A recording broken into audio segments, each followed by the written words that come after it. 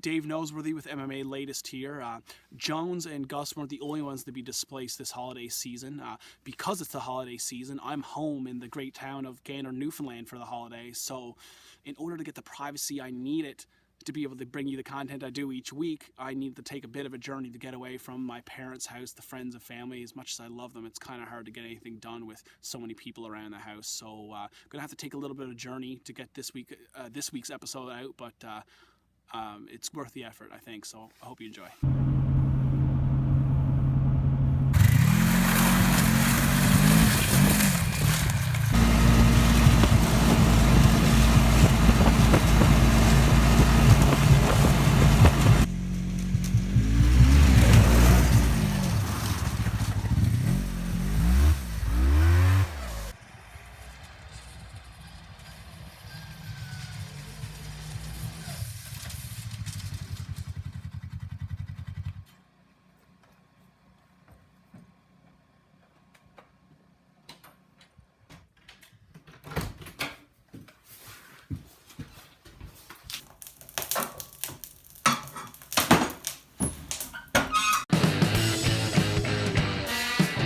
This is DaveNoseworthyMMA. It wouldn't be a Jon Jones fight without complete and utter madness surrounding the whole event, would it? Never mind when it's the return of Jones after such a long layoff. For this, we had to really ramp up the craziness and have something that go down that has never happened in the history of this sport. If you haven't heard by now, it was announced that on just 6 days' notice, UFC 232, which was originally slated to take place in Las Vegas, Nevada at the T-Mobile Arena, has been displaced and will now be happening the next state over in Los Angeles at the Forum. An unprecedented move by the UFC. The last-minute upheaval comes on the heels of the Nevada Athletic State Commission stating that they're unable to license Jones to compete because of an irregular drug test finding. The NAC is determined that Jones will have to go before the commission in order to get a clearance. And because we're in the midst of the holiday season, that's just not going to be able to happen between now and Saturday. So, the California Athletic State Commission has stepped in and they've already granted Jones permission to compete. Based off getting statements from the World Anti-Doping Agency accredited scientists saying that there's no evidence of any new ingestion. I know. Where does one even begin to delve into this situation? The event is marred with controversy before fight week even began.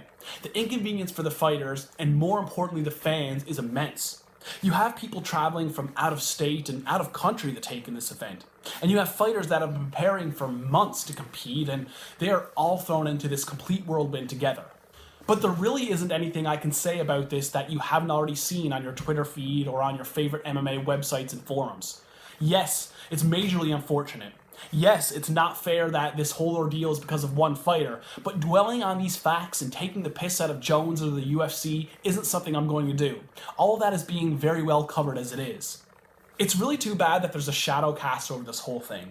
But the fact is that no matter what the circumstances are surrounding UFC 232, and as crazy and unpredictable as it's been and likely will be in the lead up to this event, come Saturday night, a rematch of one of the greatest fights in UFC history is going down. So I'm just going to go ahead and get excited about that despite all the negative.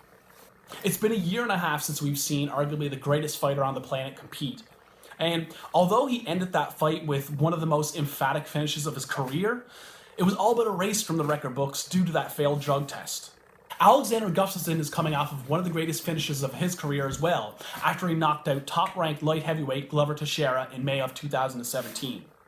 Coming off of such a great win bodes well for the Swede's confidence, and although he's coming off of 2 wins in a row, in the last 3.5 years, Gus has only fought 3 times, which by all accounts is not very active for any fighter. Granted, Jon Jones has been anything but active over the course of the last few years as well. So in that regard, I feel like it's an even playing field. A new question going into this fight is how is all this pre-fight hoopla going to affect each fighter? I'm not sure if it's going to be a benefit or a detriment to either guy, but you have to think that this unique circumstance is going to have an impact on this bout to some degree. The first Jones versus Gus fight was widely considered to be one of the greatest fights in history. A back and forth, bloody, and sometimes hard to watch affair etched in the history books for the rest of time, and rightfully so. I remember thinking at the time that it came down to round 5 and that Jones was the one to land a couple more significant strikes in that 5th round. But upon recently rewatching this fight, I could easily see if someone were to score that one for Gus. I suppose that's largely what makes it a candidate for one of the greatest fights of all time. The fact that it was all-out action and just so damn close. For years after that fight at UFC 165 in 2013, rumors and rumblings emerged that Jones couldn't have taken that fight any less serious in the lead up to it. It was said that he was at the peak of his partying and seemingly totally underestimating Gus. If you look at pictures of Bones during this period of time, the evidence suggests that he was far from being in primo shape for this one. It was revealed this year that Bones went into that fight so unprepared that at one point after the contest, Jones told ESPN's Ariel Helwani that while he was walking out to that fight, he was thinking to himself, "I can't believe I'm about to lose my belt." Before the news broke about the uprooting of this card to another city, I had Jones winning this fight. I envisioned the former champion putting the mauler on his back and stopping the fight somewhere inside the non-championship rounds. But in light of this new storyline, I can't help but take a step back and reassess things. The fight is too far away and there's way too much time for other shenanigans to unfold to not reserve judgment until both competitors make that walk. Either way, although the situation surrounding this event deserves some attention, come Saturday night, there is nothing anyone can do but put all of that nonsense aside and observe the result of what happens when Jon Jones and Alexander Gustafsson get locked in a cage together for the second time. Let the madness commence, and I'll see you on the other side.